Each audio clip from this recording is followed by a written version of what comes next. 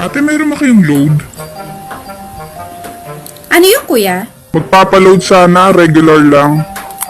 Storbohin ko lang saglit yung ginagawa mo. Paload? Ano ba itong hininga ni Kuya?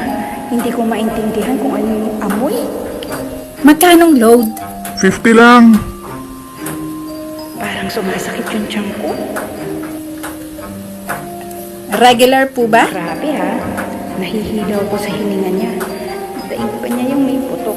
Kaya lang sa bibig. Kunin ko lang yung cellphone. Hindi na ako makatiis. Paala na. O bakit ka naglagay ng face mask? May problema ba tayo? Anong number po? Bakit ka naglagay ng face mask? Hindi tayo magkakarinigan yan, tsaka hindi kita maiintindihan. Nakalimutan ko po kasi. Meron nga po pala akong sipon at saka ubo. Naku, makakahawa ka pa niya ng sipon Nakakahiya at ubo. naman po.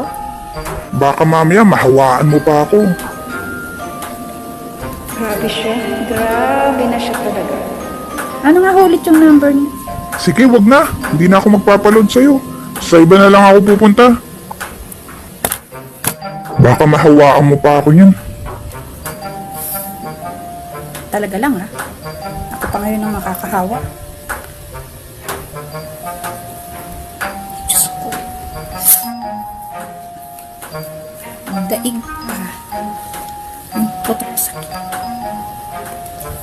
Diyan sa baho ng hininga mo.